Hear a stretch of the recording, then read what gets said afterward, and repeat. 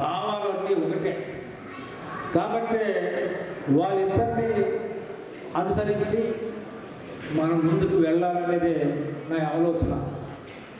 నాకు బీసీ కులంలో పుట్టడం, కొంతమంది బీసీలంటే ఏదో అనుకుంటారు, నాకు చాలా గర్వకారణంగా బీసీలంటే వెనకబడిన వాళ్ళు కాదు, వెన్నుగా నిలబడేవాళ్ళని చాలా విషయాల్లో నిరూపించాం. అలాగే ఎస్సీలు కూడా అందరూ కూడా నా సహోదర సమానులే.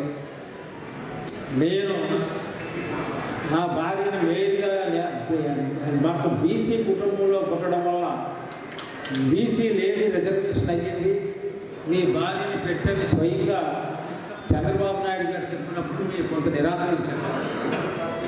ఆవిడకి ఎందుకంటే రాజకీయంలో మేము ఉన్నాం కదా అంటే, మీ ఇంట్లోనైతేనే గెలుస్తారప్పారా, నా మాట కాదనుకొని పట్టుబట్టారు. అప్పుడు నేను ఎర్రనాయుడు గారి సంబంధం అందుకోలేదు.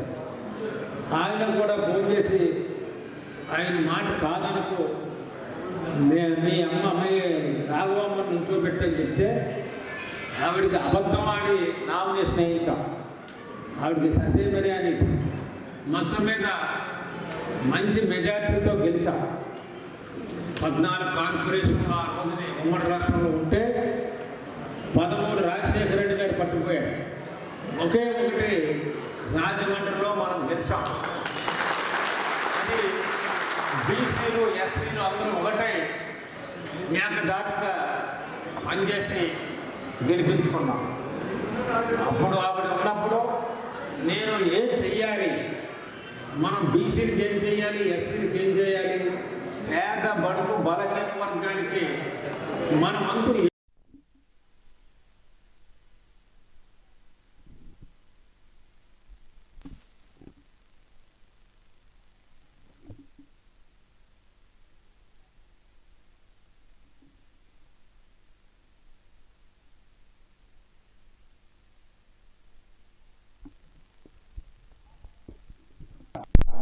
పేద బడుగు బలహీన వర్గాలు ఏ విధమైనటువంటి ఇబ్బందులు పడుతున్నారు, వారికి ఏ విధంగా మనం సహాయ సహకారాలు అందించగలం అనే విషయంతో ఆలోచించుకుంటూ తిరుగుతాను.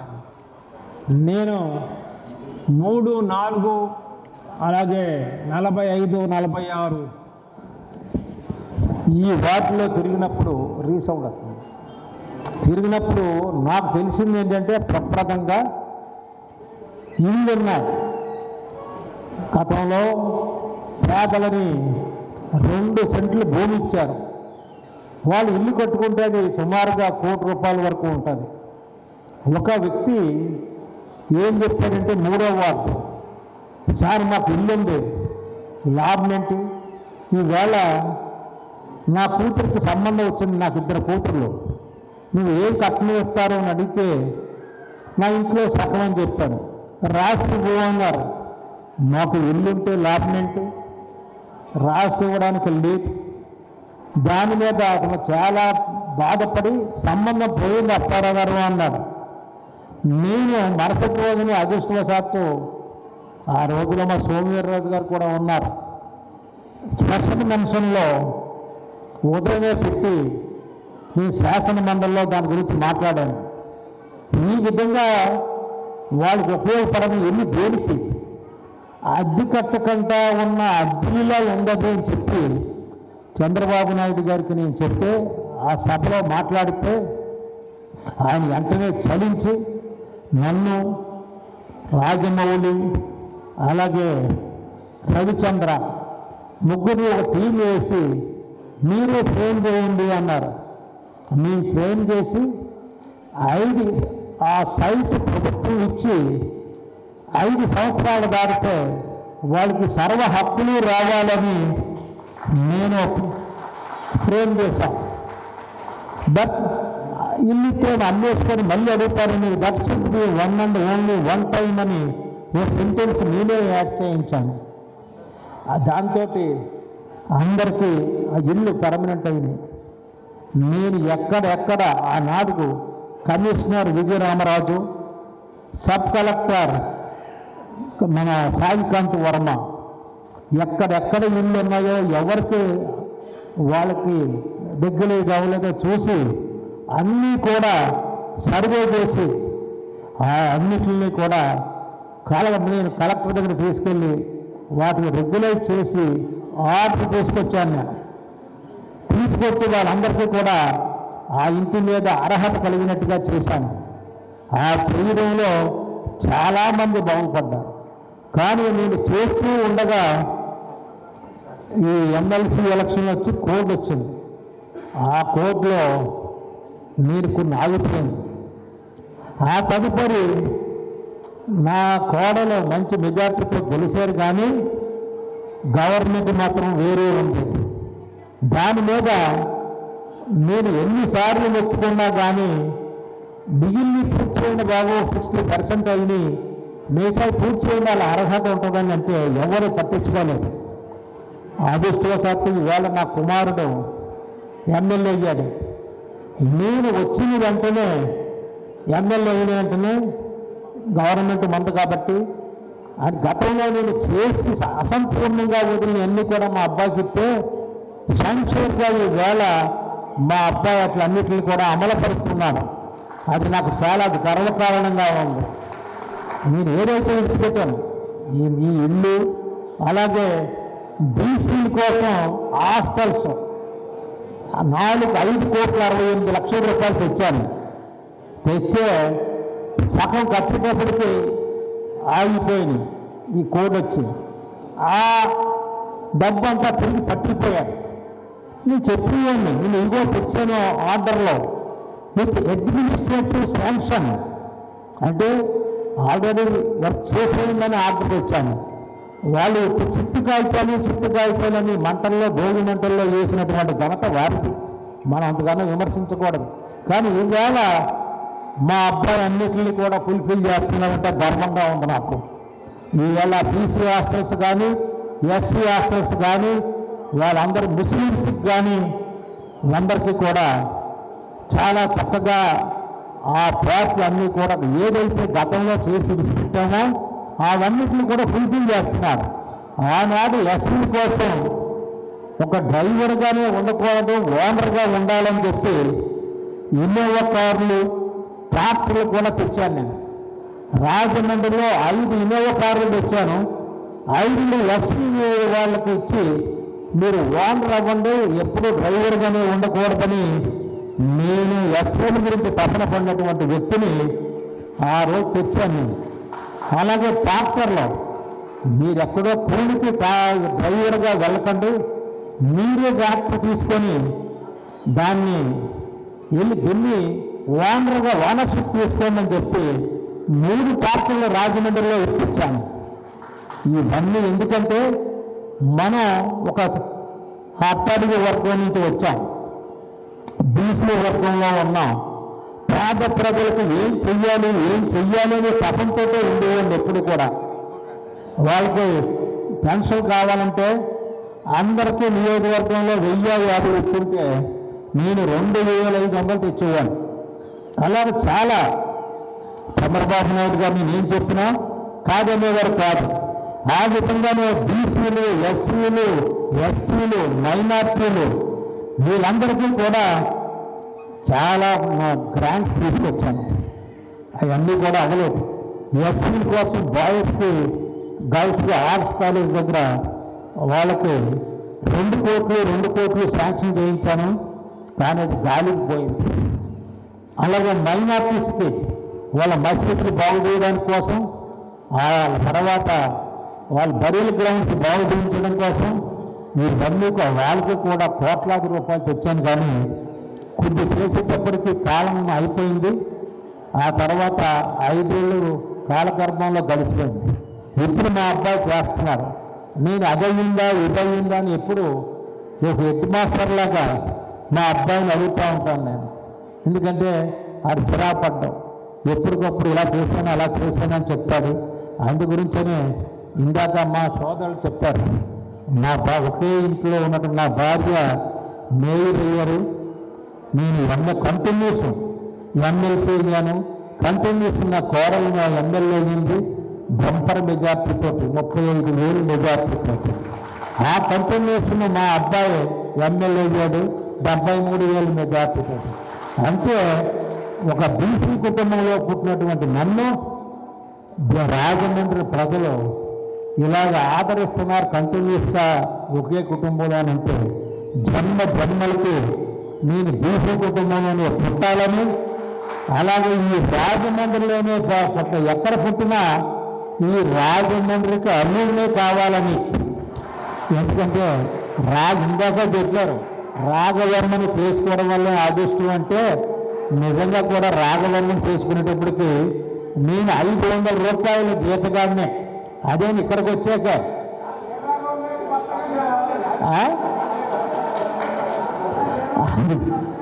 ఫోన్ ఈ వరకు అనేవారు ఎవరు రాజశేఖర రెడ్డి గారు అనేవారు, ఏమండి మేయర్ గారు మొగుడు గారు ఇలా రెండు అనేవారు.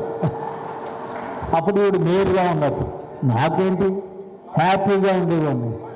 అందు గురించి బీజేపీ జిల్లా అధ్యక్షుడు నాగేంద్రని పిలవాలి, వేదిక మీద కావాలి. ఆ విధంగా ఎక్కడో పెనుగుండలో పుట్టాను, ఎక్కడో చదివాను, ఆంధ్ర యూనివర్సిటీలో చదివాను. ఆంధ్ర యూనివర్సిటీలో వైజాగ్ వెళ్తున్నప్పుడు ఈ రాజమండ్రి నుంచి వెళ్ళినా సరే మీ వీరరాఘవం గారు ఎవరో నాకు తెలియదు. అందు గురించి అంత దైవేశం. అలాగే నాకు 2 పిల్లలు, ఒకరు అమెరికాలో ఉన్నారు, 2 మీ ఎమ్మెల్యే. వాడు కూడా పట్టుకుంటే పట్టు వదలకుండా పనిచేస్తున్నాడు. ఉదయం 6 గంటలు లేస్తున్నాడు, లేచి గబగబా దీక్షలో ఉన్నారు కాబట్టి పూజ చేసుకొని వెంటనే ఇంటి దగ్గరికి వస్తారు 100 మందో 200 మందో. వాళ్ళు గబగబగా పనులు పూర్తి చేసి ఏదైనా అరకొరగా ఉండిపోతే నాకు అప్పచెప్పి ఆయన మా అబ్బాయి బయటికి వెళ్ళిపోయి వార్డులో తిరుగుతూ ఉంటాడు.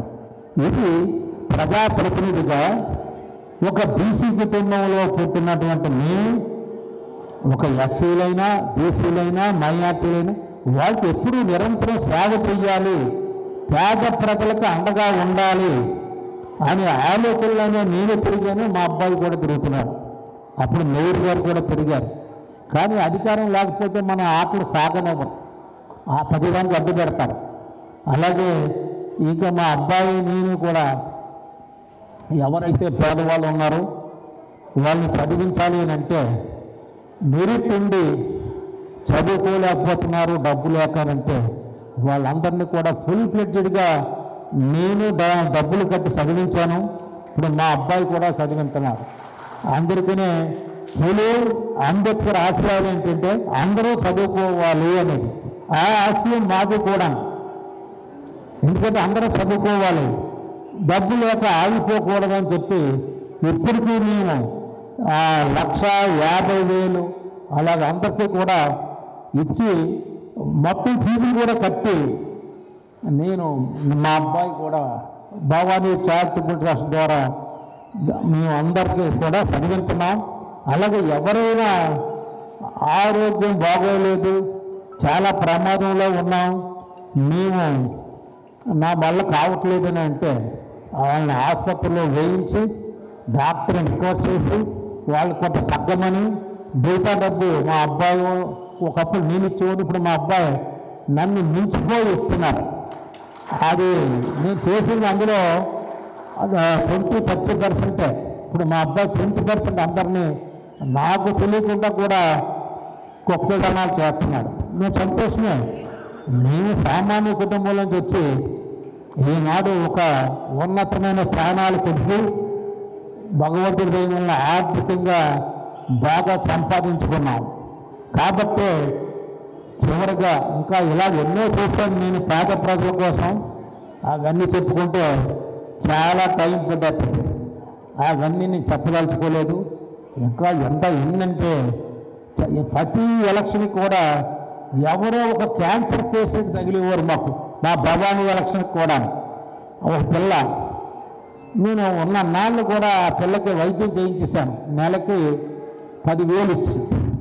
పాప మా అమ్మాయి చనిపోయి నీకు ఓటు ఎవరికి వేస్తావు అని వాళ్ళందరూ అడుగుతుంటే మా భవానీ టైంలో అప్పారావు గారి పిల్లంది, అంటే అది పిల్లంత వయసు 4 ఏళ్ళు వయసు. అది మొన్న మా వాసు ఎలక్షన్లో ఇంకో క్యాన్సర్ పేషెంట్ జరిగేది కుర్రోడు. అతను కూడా నెలకి మందులు ఏం వాడుతున్నారమ్మా అంటే 10,000 పైన అవుతుందంటే నెల వచ్చి 10,000 పట్టుకెళ్ళిపోండి అన్నాను. ఇప్పుడు వాళ్ళ కుటుంబం ఆ కుర్రోడు నోమో ఇంకా బతకరు. బతికిన అన్నాళ్ళు కూడా వాళ్ళకి సరైన తిండి పెట్టి మందులు వేయండి, ఆ బాధలు కనపడకుండా మందులు వేయండి అని చెప్పి నేను డబ్బులు 10,000 కాదు 15,000 ఏదైనా మేము ఇచ్చాం. ఇప్పుడు అతను నోమో బతకరు వాళ్ళు. కాబట్టి ఇలాగా పేదవాళ్ళని ఆదుకోవడానికి అటు ఇళ్ల విషయంలో కానీ, అలాగే ఆరోగ్య విషయంలో కానీ, అలాగే చదువు విషయంలో కానీ అన్ని విధాలా మేము పేద ప్రజలను దృష్టిలో పెట్టుకొని పనిచేస్తున్నాం. ఆ భగవంతుడు నేనంటూ ఇక్కడ రాసుల్లో వరుసగా మా అబ్బాయికి చివరిలో అప్పచెప్పాను, వాడు చేసుకుంటాడు. కాబట్టి అది ఎప్పుడు కూడా పేదవాళ్ళ కోసమే మనం పాటుపడాలి. ఒక ప్రజాప్రతినిధులుగా మనం అందరికీ అందుబాటులో ఉండాలి అని నేను మా వాడికి చెప్తున్నాను. మేము అదే ఆచరిస్తామని మీ అందరికీ కూడా మీ అందరి సమక్షంలో తెలియపరుస్తూ నాకు ఈ అవకాశం ఇచ్చినట్టు మీ అందరికీ కూడా పేరు పేరున ధన్యవాదాలు. మరి చక్కటి సందేశోత్సవాన్ని తెలంగాణ గవర్నమెంట్ అఫీషియల్గా గవర్నమెంటే జరిపించడం జరిగింది. మేము కూడా ఈ కూటమిని రిక్వెస్ట్ చేసేది ఏంటంటే, మన ఆంధ్రప్రదేశ్లో కూడా కూటమి అంతా ఇక్కడే ఉంది కాబట్టి మరి మన చంద్రబాబు నాయుడు గారితో మాట్లాడతారో లేకపోతే కూటమి కలిసి చేస్తారో, మరి ఆయనకి గవర్నమెంట్ ద్వారా ఆ 85 సంవత్సరాలు నిండిన సందర్భంగా మన ఆంధ్రప్రదేశ్లో కూడా ఆయన్ని సత్కరించవలసిందిగా ఈ సభాముఖంగా మీ అందరినీ కోరుతున్నాను. నమస్కారం. తర్వాత ఇంకో విషయం ఏంటంటే, 3 తీర్మానాలు ఉన్నాయి మాకు టీడీపీ గవర్నమెంట్లోనే ప్రతి ఎస్సీపేటలోని ఒక కమ్యూనిటీ హాల్ కట్టించారు. ఎస్సీపేటలో ముందు చంద్రబాబు నాయుడు గారు ఉండేవారు. ఇప్పుడు తర్వాత ఆ ఎస్సీపేటలో ఉన్న కమ్యూనిటీ హాల్ అన్నీ ఇప్పుడు సచివాలయాల కింద అయిపోయినాయి. మా వాళ్ళు ఎక్కడన్నా పెళ్లి చేసుకోవాలంటే బయటికి వెళ్ళి వడ్డీకి తెచ్చుకొని 1,00,000 2 లక్షలు బయట కమ్యూనిటీ హాల్కి కట్టి దాటిని మరి అక్కడ పెళ్ళిళ్ళు బయట చేసుకోవాల్సి వస్తుంది. దయచేసి వాసు గారు యువనాయకుడు, మరి ఆయన లోకల్ ఎమ్మెల్యే కాబట్టి మా సంఘం తరపున రిక్వెస్ట్ ఏంటంటే, మా సంఘం తరపుని ఆ సచివాలయాల్లో మా కమ్యూనిటీ హాల్లో ఉన్న ఎస్సీ కమ్యూనిటీ హాల్ అన్నింటిని మీరు ఖాళీ చేసి మాకు అప్పచెప్పితే మేము అక్కడ మ్యారేజ్లు కానీ చిన్న చిన్న ఫంక్షన్లు కానీ చేసుకోవటానికి అవకాశం ఉంటుంది.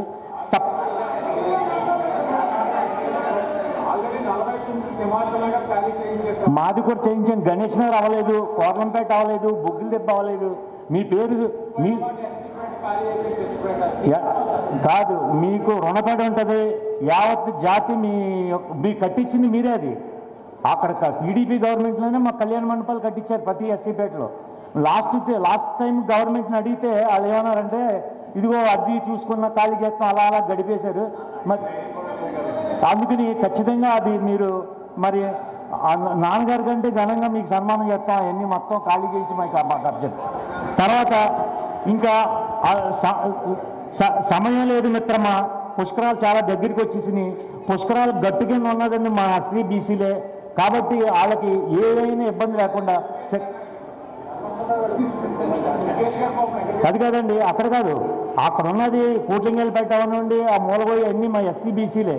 వాళ్ళ సదుపాయాలను జాగ్రత్తగా చూడవచ్చు. మరి ఏది చూడండి. ఇప్పుడు జేబీ రాజు గారిని మాట్లాడాల్సిందిగా కోరుతున్నాం. తర్వాత మా మంత్రివర్యులు ఎక్కడైనా స్త్రీలపై అత్యాచారం జరిగిందంటే జేబీ రాజు గారు అక్కడ ఉన్నట్టే లెక్క. దానికి ఉదాహరణ ఈస్ట్ గోదావరి డిస్టిక్లో 6 చోట్ల జరిగే 6 చోట్ల అత్యాచారాలను వాళ్ళు జైల్లో వేయించి వాళ్ళని అరెస్ట్ చేయించి ఎక్కడైతే అన్యాయం జరుగుతుందో అక్కడ ఉండే వ్యక్తిగా జేబీ రాజు గారిని ఈరోజు వేదిక మీద ఆంధ్రప్రదేశ్ గవర్నమెంట్ గుర్తి ఎస్సీ ఎస్టీ మైనార్టీల్ని ఈ ఈస్ట్ వెస్ట్ గోదావరి జిల్లాల్లో ఎక్కడైతే దూరంగా పెట్టి వారికి ఏ రకమైన కిరాణా కొట్టుకు కానీ పాలు కానీ నీళ్లు కానీ ఏది కూడా పాలు నీళ్లు కరెంట్ అనేది ఎమర్జెన్సీ, దాన్ని ఎవరు ఆపుకోలేదు. అయినా కానీ ఆ యొక్క ఏరియాలో ఆ యొక్క ఊర్లు నేను చెప్పదలుచుకోలేదు. ఆ యొక్క ఊళ్ళలో ఆ యొక్క దళితులను రానికుండా చేసిన ఏదైనా ఉందంటే వాటిని ఖచ్చితంగా తూచా తప్పకుండా వచ్చి రాత్రి వేళ చెబితే పగలు ఈ యొక్క రాజమండ్రిలో వచ్చి ఎక్కడైతే ఏ ప్రాబ్లం జరిగాయో నేను మళ్ళా రిపీట్ చేయదలుచుకోలేదు. వాటి పేర్లు కూడా చెప్తాను. ఆ ఏరియాకి వచ్చి పొద్దున్నే రావడం, సాయంత్రానికి మరుసటి రోజు ఉదయం వెళ్ళడం, అది కన్సల్టింగ్ మినిస్టర్తో మాట్లాడి అక్కడ వారిని పనిష్ చేయడం, సెక్రటరీ అవ్వచ్చు లేకపోతే ఎవరైతే అఫీషియల్స్ అవుతాయో వాళ్ళని ఖచ్చితంగా అరెస్ట్ చేయడం జరుగుతూ ఉండేది. జేబీ రాజు గారు అనేది ఈజ్ మామూలు మనిషి కాదు. ఆయనకి 85 సంవత్సరాలు అయినా సరే ఈరోజు ఒక 8 సంవత్సరాల క్రితం 36 గంటలు ఏకదాటిగా మాట్లాడి గిన్నిస్ బుక్ ఎక్కిన మహానుభావుడు జేబీ రాజు గారు. ఈరోజు ఇవన్నీ ఎందుకు చెప్పాల్సి వస్తుందంటే మేము చేసే సన్మానాన్ని వారి వెనుకున్న కొన్ని మాటలు చాలా చెప్పాలి, మేము చెప్పలేకపోతున్నాం టైం లేక. కాబట్టి అలాంటి మహానుభావుడికి మేము ఈరోజు జేబీ రాజు గారికి సన్మానం చేయడం జరుగుతుంది. ఈ సన్మానంలో ఆయన యొక్క ఉద్దేశం కాదన్నా సరే హైదరాబాద్ నుంచి ఇక్కడ తీసుకొచ్చి సాంగడేని రామారావు గారు అలాగే బీసీ ఎస్సీ ఎస్టీ మా యొక్క సంఘాలు మేమందరం కలిసి కూడాను ఈ యొక్క సన్మానానికి ఒక మంచి దిశ చూపించిన ఎవరైతే తిలక్ కుమార్ గారు, ఇంకా ఆదిరెడ్డి అప్పారావు గారు, అలాగే ఒకళ్ళు ఇద్దరు ఉన్నారు తప్ప అంత మా సంఘస్థులే మేము చేసుకోవడం జరిగింది. ఇది అయితే ఈ కార్యక్రమంలో ఆయనకి ఈ యొక్క సభాముఖంగా సమర్పణగా చెప్పారు తీర్మానం అని. మేము చెప్తున్న తీర్మానం సమర్పణగా వ్యాఖ్యీకరిస్తారని నేను అనుకుంటున్నాను. ఆయనకి భారతరత్న అవార్డు ఇవ్వాలని మేము కోరుకుంటున్నాం ఎస్సీ ఎస్టీ బీసీ మైనార్టీల తరఫున. అది మీకు ఇష్టమైతే మీరు ఒక తప్పట్లతో మీ యొక్క ఉద్దేశాలు తెలపాల్సిందిగా నేను కోరుకుంటున్నాను. అలాగే ఈరోజు నా ముందు మా వేదిక మీద ఉన్న ఎవరైతే పందుల దుర్గేష్ గారు, ఆయన మినిస్టర్ కాదు, మా యొక్క సోదరుడు, ప్రతి ఒక్కరికి సోదరుడు ఆయన. ఎవరు కూడా మినిస్టర్ అన్న పద్ధతిలో ఎప్పుడు వెళ్ళలేదు. ఆయన అంత మంచితనమే ఈరోజు ఆయన మినిస్టర్గా చేసిందని మేము అనుకుంటున్నాం. అలాగే ఈ యొక్క సన్మానానికి జేబీ రాజు గారిని మాట్లాడవలసిందిగా కోరుకుంటూ సెలవు తీసుకున్నాం. Thank you. జై హింద్. అందరికీ ముందుగా నేను ఒక అంబేద్కర్ వాదిగా బాబాసాహెబ్ అంబేద్కర్ యొక్క సిద్ధాంతాన్ని తీసుకుని, ఆ చైతన్యాన్ని తీసుకుని గుండె నిండా నింపుకొని రాష్ట్రమంతా తిరిగి ప్రజలలో ఆ చైతన్యం తీసుకురావడం ఒకటే కాకుండా బాబాసాహెబ్ అంబేద్కర్ ఎవరినైతే గురువుగా భావించారో మహాత్మా జ్యోతిబాబు సంస్థను నేను హైదరాబాదులో 1983లో స్థాపించి మొట్టమొదటిసారిగా పూలేని ఒక మహనీయుడు ఉన్నాడని తెలియజెప్పిన వ్యక్తిగా ఈ రోజున నా జన్మ ధన్యమైందని సందర్భంగా తెలియజేస్తున్నాను. అందువల్ల ముందుగా నేను స్త్రీలకు ధన్యవాదాలు చెప్తున్నాను. ఈ మధ్యన అప్పుడప్పుడు టీవీలో చూస్తున్నాం, మహిళలు మీకు జోహార్లని. ఈ మహిళలు మీకు జోహార్లని అనిపించే శక్తి, అధికారము ఇచ్చినటువంటి మహనీయుడు ఎవరు అంటే మహాత్మా ఫూలే అని చరిత్ర ప్రతి ఒక్కరూ చదువుకోవాలని మనం చేస్తున్నాం. ముందెవరికి స్కూల్స్ లేవు ఆ రోజుల్లో. ఆయన చదువుకోవడానికే స్కూల్లోకి రానివ్వలేదు. బ్రాహ్మణులు పెట్టినటువంటి స్కూల్ ఏదైతే ఉందో ఆ స్కూల్లో ఎంటర్ అవ్వడానికి బీసీ కులానికి చెందినటువంటి జ్యోతిబా ఫూలేకి అర్హత లేదన్నారు. అప్పటికే పూనాలో స్కాటిష్ మిషన్ స్కూల్ వాళ్ళు ఒక స్కూల్ పెట్టారు. అక్కడ సీట్ ఇవ్వకపోతే మేము ఇస్తాము ఫ్రీ ఎడ్యుకేషన్ అని స్కాటిష్ మిషన్ ఇంగ్లీష్ మీడియంలో చదువుకున్నాడు కాబట్టే ఆయన మెట్రికులేషన్ పాస్ అయిన అనేక గ్రంథాలను స్టడీ చేశాడు. రైట్స్ ఆఫ్ మ్యాన్ అని థామస్ పెయిన్ అని ఒక ఆయన రాశాడు, గొప్ప మహారచయిత ఆయన. ఫ్రెంచ్ రెవల్యూషన్ వచ్చిందంటే ఆయన పుస్తకం చదివి రెవల్యూషన్ తీసుకొచ్చారు ఫ్రాన్స్లో. ఆ పుస్తకాన్ని చదివాడు. ఇంకా ఎన్నో పుస్తకాలు చదివి మొట్టమొదటిసారిగా స్త్రీలకి స్కూల్ ఈ భారతదేశంలో పెట్టిన మొట్టమొదటి వ్యక్తి మహాత్మా ఫూలే. మన వెనకబడిన కులాల్లో పుట్టినటువంటి మహనీయుడని ఈ రోజున మనం చెప్పుకోవాలి. సావిత్రిబాయి మొట్టమొదటి టీచర్ ఆమె. మొట్టమొదటి టీచర్ ఆమె. మనమేమంటామంటే అది ఏదో సెంటిమెంటల్గా అంటున్నాము, ఎందుకంటున్నాము అది వేరే మాట. సరస్వతీబాయిని మనం అందరం కూడా చదువు తల్లిగా అనుకుంటాం అలవాటు అయిపోయింది మనకి. ఆమె ఎవరికి చదువు చెప్పింది? నేను చదివినంత వరకు బ్రాహ్మణులకే చదువు చెప్పింది. శూద్రులు ఎవరికి కూడా పూలే గారు రాశారు, ఏ శూద్రుడికి కూడా అతి శూద్రుడికి కూడా చదువు చెప్పినటువంటి దాఖలాలు చరిత్ర లేదని కూడా రాశాడు. మొట్టమొదట మన వర్గాలకి స్త్రీలకి చదువు చెప్పినటువంటి చదువుల తల్లి ఎవరంటే సావిత్రిబాయి పూలే అని ఈ సందర్భంగా తెలియజేస్తున్నారు. ఆమె జన్మదినాన్ని భారతదేశంలో చదువుల తల్లి జన్మదినంగా మనం అందరం కూడా జరుపుకున్న రోజునే నిజమైన నివాళులు సావిత్రిబాయి పూలేకి ఇవ్వడం జరుగుతుందని మనం చేస్తున్నాం. ఎంత వయసు అండి ఆయనకి? 21 సంవత్సరాలంతే. మెట్రికులేషన్ పాస్ అవగానే ఆయన టీచర్ ఉద్యోగం ఇస్తామన్నారు సేమ్ స్కాటిష్ మిషన్ స్కూల్లో. నాకు ఉద్యోగం వద్దు, ఏమొద్దు, ఈ ప్రజలకు ఎవరికైతే చదువు లేదో, అజ్ఞానం అనే చీకట్లో వేలాది సంవత్సరాలు బ్రతికారో, ఈ ప్రజలను పైకి తీసుకురావాలి, వివేకవంతులను చేయాలి, విజ్ఞానవంతులను చేయాలంటే చదువు ఒకటే మార్గమని ఎంచుకుని స్కూళ్ళు పెట్టడం ప్రారంభించాడు. 20 స్కూల్స్ పెట్టాడు ఆయన పూనాలో.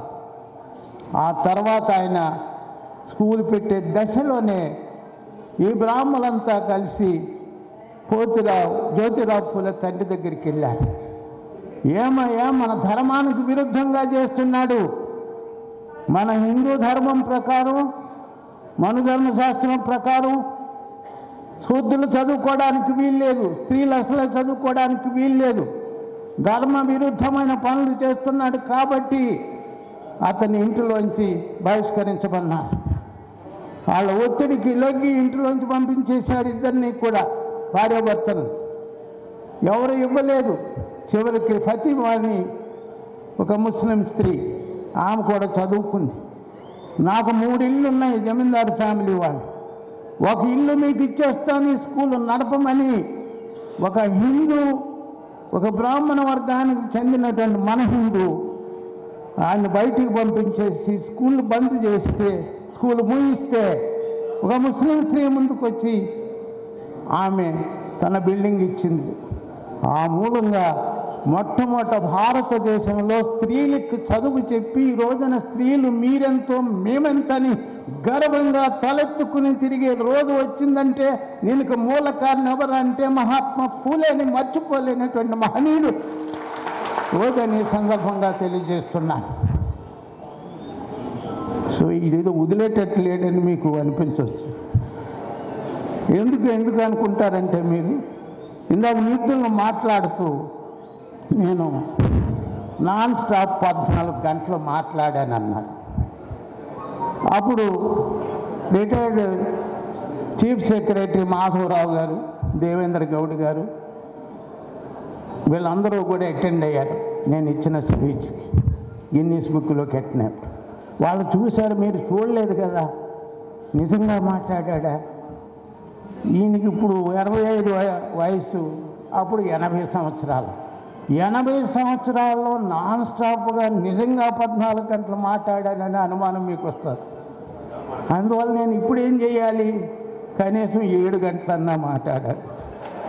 దుర్గేష్ గారు మంత్రి గారిని ఇంటికి పంపించేయాలి, ఇక్కడ కూర్చున్న సోమవీరాజు గారిని పంపించేయాలి, మా జవహర్ గారిని కూడా పంపించేయాలి. అంతసేపు మాట్లాడను, కొద్ది నిమిషాలు మాత్రం మాట్లాడతాను. అయితే ఆయన ఒక్క విద్య గురించే పాటుపడలేదు, రైతుల గురించి ఆయన చేసిన సేవలు అద్భుతం అన్నమాట. రైతు జీవితం గురించి గులాంగిరి అనే పుస్తకం రాశాడు ఆయన. అది మనం చదువుతుంటే కన్నీళ్ళు వస్తాయి. రైతుల జీవితాల్లో ఎన్ని బాధలు పడ్డారో వారు, ఎంత అన్యాయానికి బలైపోయారో. అప్పులు తీసుకున్న అప్పులు ఎవరిచ్చేవారే అప్పులు? కులకర్ణి అంటే మనం కర్ణాలు అంటాం. ఇక్కడ మహారాష్ట్రలో కులకర్ణీలు అంటారు. ఒక్కొక్కడికి 1000 ఎకరాలు వాళ్ళకి. ఇక్కడ లేదు, కర్ణాలకు అంత 1000 ఎకరాలు ఉండదు, కొద్ది ఉంటుంది కానీ మొత్తం ఆస్తి అంతా వాళ్ళదే. సో వాళ్ళు అప్పు ఇచ్చి అప్పు తీర్చకపోతే వాళ్ళ సమక్షంలో వాళ్ళ పిల్లల్ని మరుగుతున్నటువంటి మంచినీళ్ళలో చేతులు పెట్టి గిరగిలా కొట్టుకునేటట్టు చేసి వాళ్ళు వసూలు చేస్తూ ఉండేవారు, వడ్డీతో సహా. ఇంకా ఎన్నో బాధలు కష్టాలన్నీ పెడితే బ్రిటిష్ ప్రభుత్వానికి రిప్రజెంటేషన్ ఇచ్చారు. ఒక కమిషన్ వచ్చింది ఆ రోజుల్లో ఇంగ్లాండ్ నుంచి. ఈ రాయల్ కమిషన్ వచ్చినప్పుడు ఆయన ఒక రిప్రజెంటేషన్ ఇచ్చారు. ఈ భారతదేశంలో రైతుల పరిస్థితి గురించి మీరు చెప్పండి. కర్ణాటక ప్రభు అంటారు. కర్ణాటక అంటే ఈ కర్ణాటక కాదు, కనాట్ అని ఆయన యువరాజు అన్నమాట.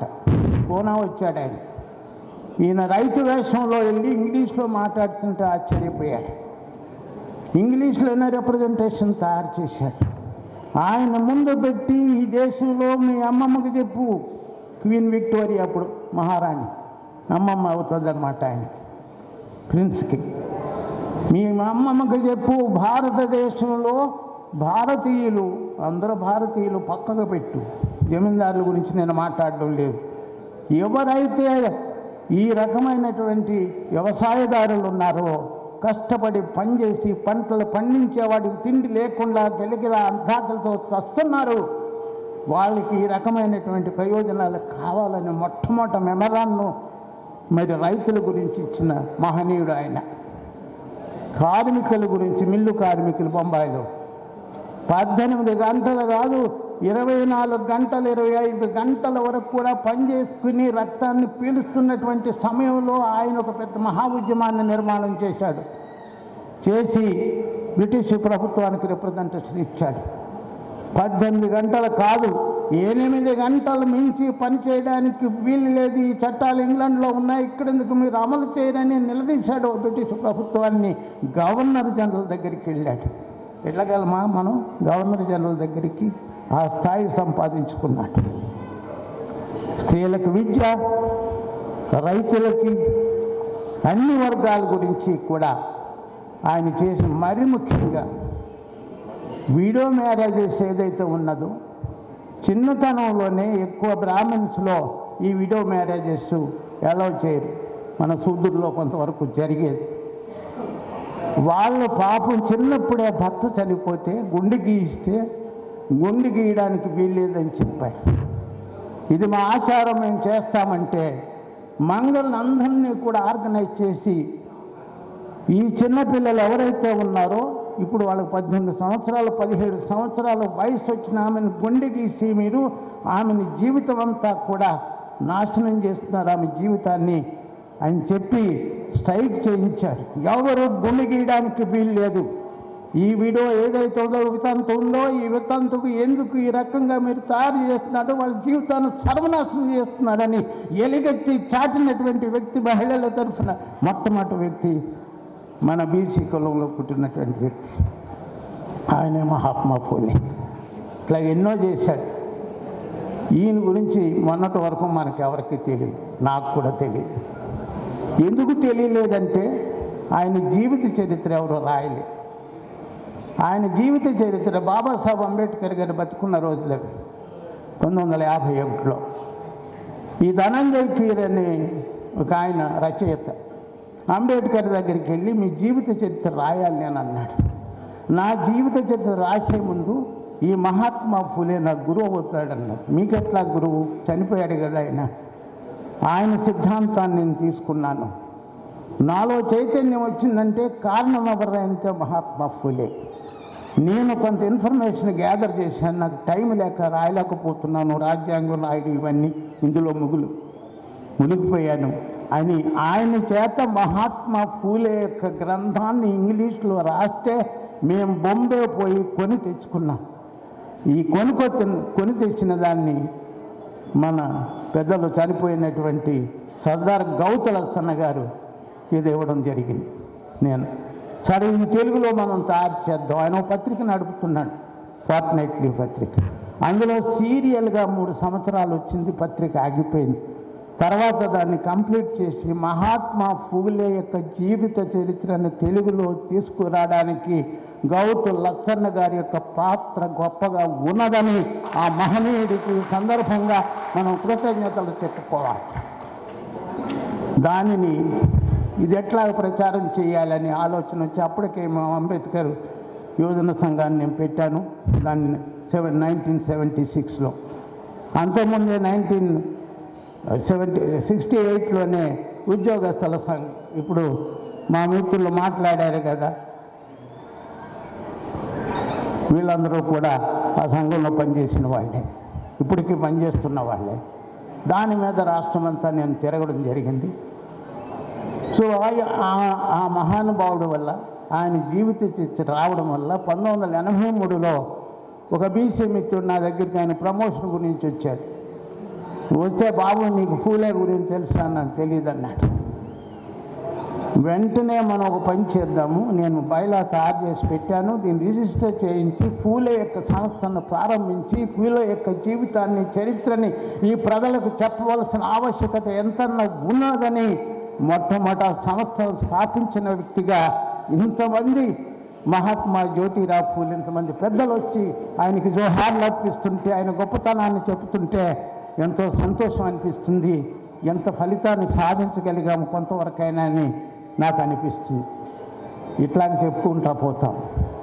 అందువల్ల మా గురువు అని ఈ ఆశయాల్ని తీసుకున్నాడు అంబేద్కర్ గారు. దానికి 2-3 ఒక 5 నిమిషాలే మాట్లాడతాను దాని మీద, లేకపోతే అసంపూర్తిగా ఉంటాను.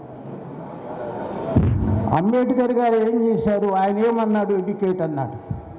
అదే స్లోగన్ తీసుకున్నాడు అంబేద్కర్, ఎడ్యుకేట్, ఆర్గనైజ్, యాజిటేట్. మీ హక్కుల గురించి మీరు పోరాటం చేయాలి. పోరాటం చేయాలంటే మీకు విజ్ఞానం రావాలి. విజ్ఞానం రావాలంటే చదువుకోవాలి. అందువల్ల చదువుకునే హక్కు కల్పించాలని అంబేద్కర్ అనడమే కాదు, దానిని రాజ్యాంగంలో పొందుపరిచాడు. రెండోది వచ్చేసేస్తా, ఓన్లీ 5 నిమిషాలు ఎక్కువ మాట్లాడను, 14 గంటలు మాట్లాడను.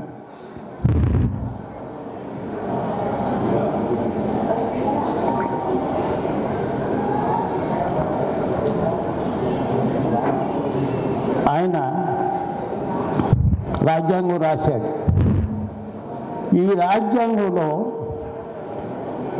ఎస్సీలకి రిజర్వేషన్, ఎస్టీలకి రిజర్వేషన్, బీసీలకు కూడా రిజర్వేషన్ రాశాడు. మరి ఎస్సీ ఎస్టీ రిజర్వేషన్స్ ముందుగా వచ్చాయి.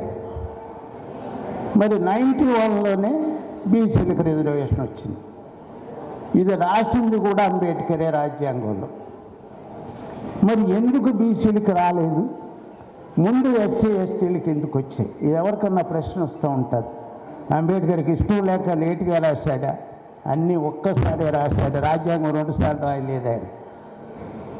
ఎందుకు ఇవ్వలేదంటే దీనికి మూల కారణం ఎవరు ఉంటే, ఆ రోజుల్లో ఉన్నటువంటి సర్దార్ వల్లభాయ్ పటేల్, జవహర్లాల్ నెహ్రూ కాన్స్టిట్యూంట్ అసెంబ్లీలో ఎస్సీలు అనగానే ఓకే అనేసారు, ఎస్టీలు అనగానే రిజర్వేషన్ ఓకే అనేసారు.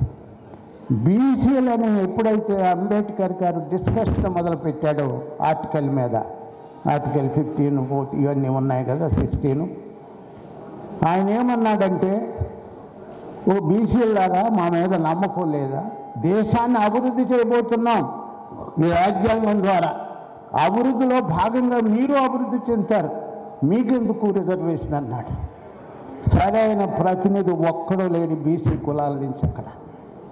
ఇప్పుడు ఇంతమందిని చూస్తున్నాం, ఎవరున్నారు కాన్స్టిట్యూంట్ అసెంబ్లీలో? అంబేద్కర్ ఒక లోన్ వాయిస్ అయిపోయింది. ఎవడు కూడా మాట్లాడడం లేదు. వీళ్ళకి రిజర్వేషన్ ఇవ్వాలనేది ఎవరికి కూడా ఇష్టం లేనటువంటి పరిస్థితి అక్కడ.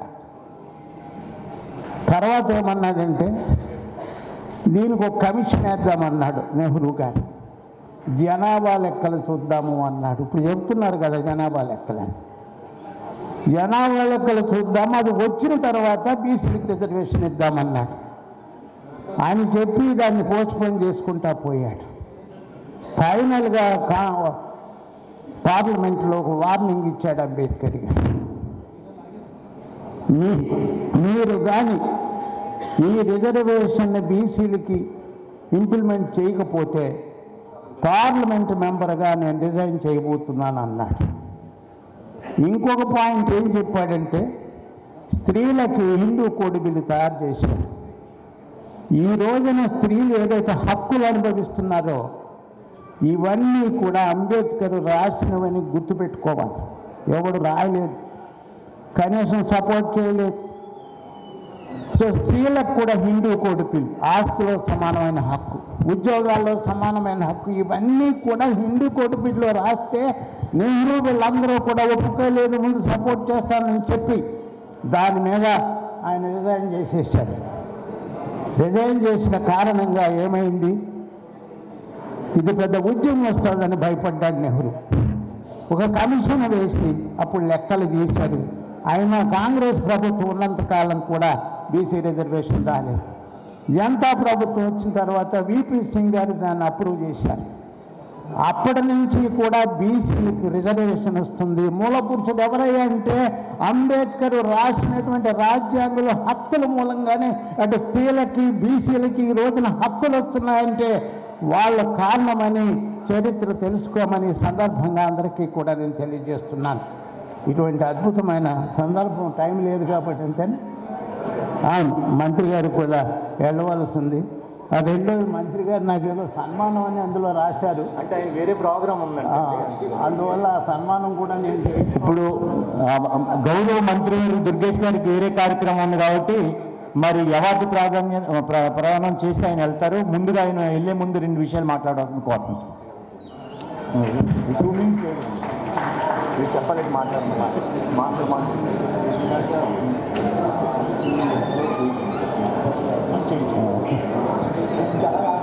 ఈనాటి కార్యక్రమంలో విశిష్ట అతిథులుగా పాల్గొంటున్నటువంటి శాసనమండలి సభ్యులు శ్రీ సోమవీర్రాజు గారు, తెలుగుదేశం పార్టీ జిల్లా అధ్యక్షులు జవహర్ గారు, ప్రధాన వక్తగా పూలే అంబేద్కర్ విధానాల్ని అత్యద్భుతంగా వివరించినటువంటి సూపరింటెండెంట్ ట్రాన్స్కో శ్రీ తిలక్ గారు, వేదికమైనటువంటి సభ ప్రారంభకులు, యువ మిత్రులు, స్థానిక శాసనసభ్యులు శ్రీ ఆదిరెడ్డి వాసు గారు, అదేవిధంగా వేదికమైనటువంటి జనసేన పార్టీ నాయకులు అతి సత్యనారాయణ గారు, వై శ్రీనివాస్ గారు, ముఖ్యంగా ఈనాటి కార్యక్రమానికి ప్రధాన ఆకర్షణమైనటువంటి 2 ప్రముఖ వ్యక్తులు, పూలే అంబేద్కర్ అవార్డు అందుకోబోతున్నటువంటి శ్రీ బోటి రాజు గారు, అదేవిధంగా ఆది దప్పారావు గారు, ఇంకా వేదిక మీద ఉన్నటువంటి 50 మంది నాయకులకి, ముందు కూర్చున్నటువంటి 50 మంది మిత్రులందరికీ కూడా నమస్కారాలు తెలియజేస్తున్నాను. ముఖ్యంగా అవార్డులు అందుకుంటున్నటువంటి 2 ప్రముఖ వ్యక్తులు మనకి వారు ఎంత గొప్పవారో పూర్తిగా తెలుసు. వారితో పాటు నేను ప్రత్యేకంగా అభినందించాలనుకుంటున్నది ఈ కమిటీ వారిని. ఎందువల్లంటే చాలా కాలంగా చూస్తూ ఉన్నాం, రాష్ట్ర బీసీ ఎస్సీ ఎస్టీ మైనారిటీ సంఘం స్థాపించి అజరామరంగా 3 దశాబ్దాల పెంపుని అద్భుతమైనటువంటి కార్యక్రమాలని నడిపిస్తున్నటువంటి మాస్టర్ సామంతం రామారావు గారు, అదేవిధంగా గుమ్మడి సమర్థరావు గారు, అదేవిధంగా ప్రసాదరావు గారు, మిత్రులు షేక్ అబ్దుల్లా అహ్మద్ గారు, అదేవిధంగా Racharla Nageswararao master training college principal చేశారు, అదేవిధంగా కన్వీనర్గా ఉన్నటువంటి మల్లేశ్వరరావు, బ్యాక్ గారు, చిరకాల మిత్రులు, అదేవిధంగా పోలవరపు రామయ్య గారు, వీరిని ప్రత్యేకంగా నేను ఎందుకు అభినందిస్తున్నానంటే పూలే అంబేద్కర్ ఆలోచన విధానాలు కానీ ఆ మహానుభావుల యొక్క సేవలు ఈ దేశానికి ఏ రకంగా అందాయనేటువంటి విషయంలో ఇవాళ మనకు చాలా స్పష్టత వచ్చింది. వారు చేసిన కార్యక్రమాల తాలూకు గొప్పతనం మనం అందరం అర్థం చేసుకున్నాం. కానీ ఒక 30 సంవత్సరాల క్రితం అంబేద్కర్ గారు అంటే బాగా అందరికీ తెలుసు, కానీ జ్యోతిబా పూలే గారి గురించి అంతగా తెలియని రోజుల్లో సైతం వెనకబడిన వర్గాల వారు, ఎస్సీ ఎస్టీ మైనార్టీ వర్గాల వారు సమున్నతమైనటువంటి స్థానంలోకి రావాలని నిరంతర నిర్విరామ కృషి చేసినటువంటి సంస్థ ఈ రాష్ట్రంలో ఏదైనా ఉందంటే అది ఈ రాష్ట్ర ఎస్సీ ఎస్టీ బీసీ మైనార్టీ సంస్థ అనేటువంటి మాటలో ఎటువంటి అనుమానం లేదనేటువంటి విషయాన్ని నేను మనవి చేస్తున్నాను. ఎందుకంత ప్రస్ఫుటంగా చెప్పగలుగుతున్నానంటే వారు చేసిన అనేక కార్యక్రమాలని నేను ప్రత్యక్షంగా చూశాను. వారు నిరంతరం కూడా ఏ రకమైనటువంటి పదవీకాంక్ష లేకుండా, అన్నిటికంటే మించి స్వలాభాపేక్ష లేకుండా ఈ వర్గాల వారి కోసం వారు చేసిన కృషిని మరొకమారు ప్రత్యేకంగా అభినందించాల్సినటువంటి అవసరం ఉంది కనుక ప్రముఖంగా ఈ విషయం చెప్పదలుచుకున్నాను. అదేవిధంగా ఇవాళ మనందరికీ తెలుసు, భారతదేశం సర్వసత్తాక ప్రజాస్వామిక గణతంత్ర రాజ్యంగా ప్రపంచ దేశాల ముందు సగర్వంగా నిలబడడానికి కారణం డాక్టర్ బాబాసాహెబ్ అంబేద్కర్ మహాశయుడు అనేటువంటి మాట ఎటువంటి అనుమానం లేదు.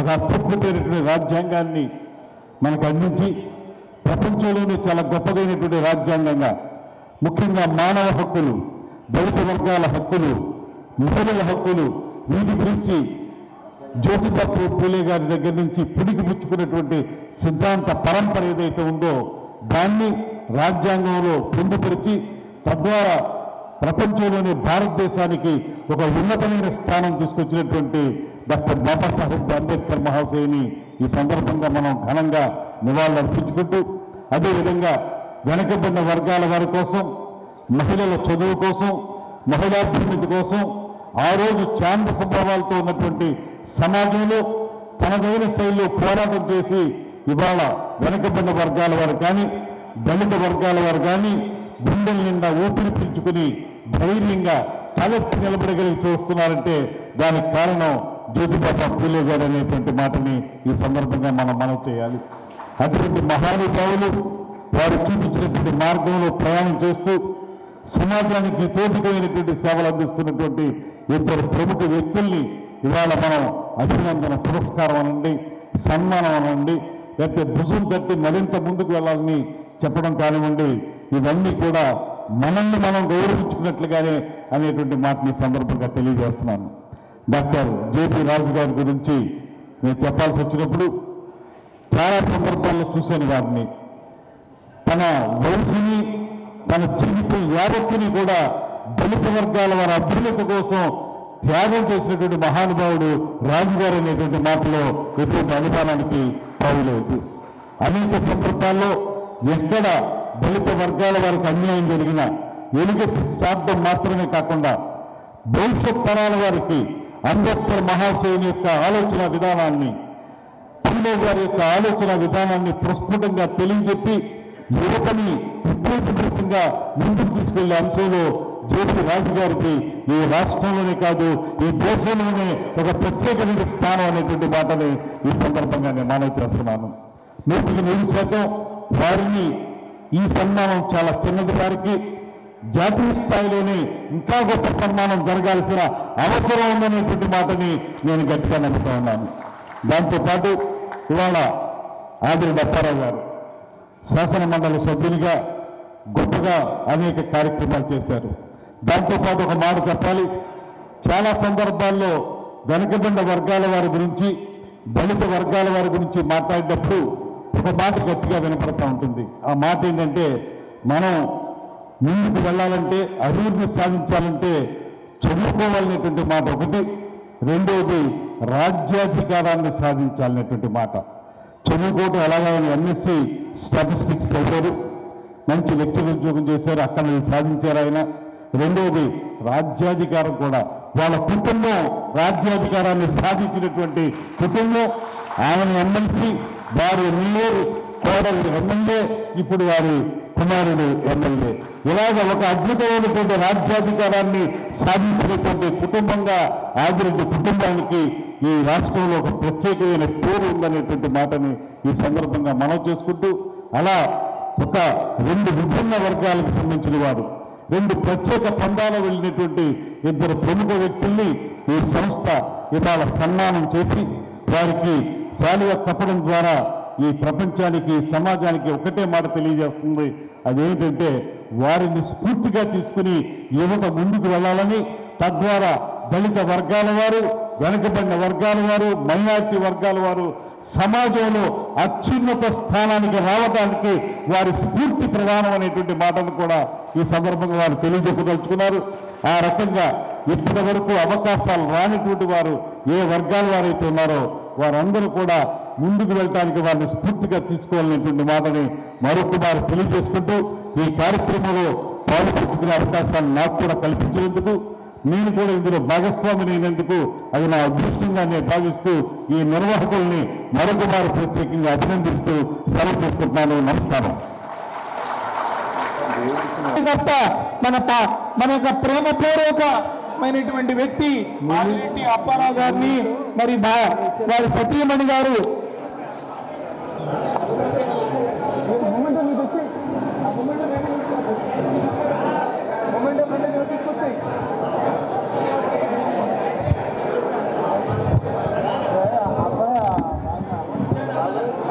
రాష్ట్ర BC SC ST minorities association welfare association founder president అయినటువంటి సానబోయిన రామారావు గారి యొక్క ఆధ్వర్యంలో ఇంతటి ఘనంగా ఈ కార్యక్రమం నిర్వహించడానికి మరి ప్రతి ఒక్కరి సహకారాలు ఉన్నాయి. ఇది కేవలం మేము చందాలతో చేయట్లేదు, మా యొక్క అభిమానపూర్వకంగా ఉన్నటువంటి మా యొక్క కష్టార్జితాలతో వారికి అభినందించాలన్న ఉద్దేశంతో మేము ఈ కార్యక్రమాన్ని చేపట్టాము. ఇది ఈ అందరికీ కూడా మరొకసారి మేము తెలియజేస్తూ ఉన్నా. ఏదైనా ఈ కార్యక్రమాలు చందాలతో చేస్తారనుకుంటారేమో, మేము చందాలతో చేయట్లేదు. మా అభిమాన పుష్ప గుచ్చాన్ని ఆదిరెడ్డి గారి కుటుంబ దంపతులకు మేము అర్పిస్తూ ఉన్నాము. మరి మా గురువులు మరి సోము వీర్రాజు గారికి మా హృదయపూర్వకమైనటువంటి ధన్యవాదాలు తెలియజేస్తూ ఉన్నాను. మా క్షాత్రము బీజము రెండు కూడా ఉంటేనే పంటలు బాగా పడుతాయి. క్షాత్రము మా గవర్నమెంట్ ఐఏఎస్సీ స్టూడెంట్ అనేటువంటి మా మినిస్టర్ గారు, బీజము మా దుర్గేష్ గారు, కందల దుర్గేష్ గారు గవర్నమెంట్ ట్రైనింగ్ కాలేజీ క్షేత్రంలో మరి అభివృద్ధి చెందిన వ్యక్తి. మరి మా మంత్రి గారి యొక్క మాటలు విన్న తర్వాత ఎవరు చెప్పినా కూడా అది క్షణం మాత్రమే ఉంటాయి.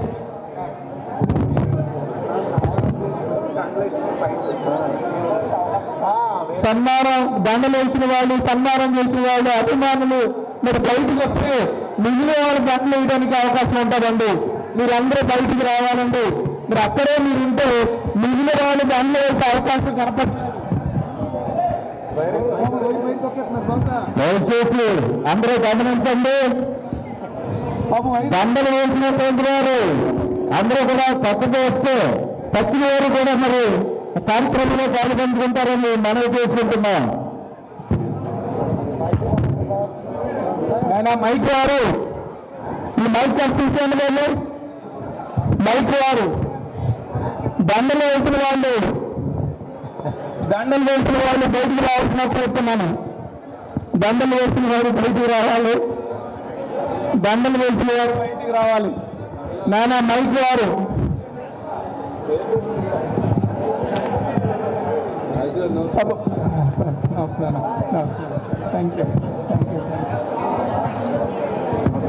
హలో హలో నాయనా, మీకు దండలు వేసిన వాళ్ళు బయటికి రావాలి. దండలు అభిమానులు మీకు చాలా అభిమానాన్ని చూపిస్తున్నారు.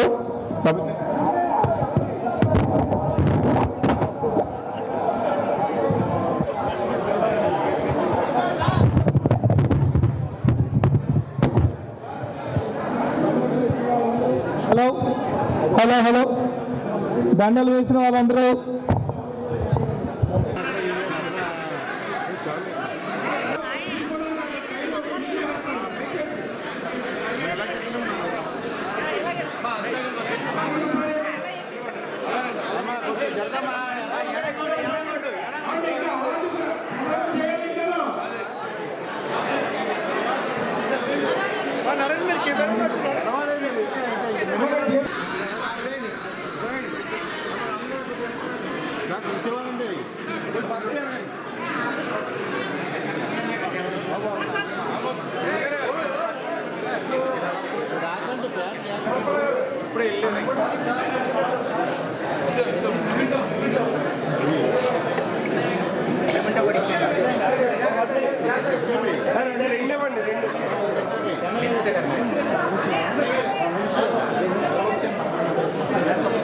సార్ అప్పరా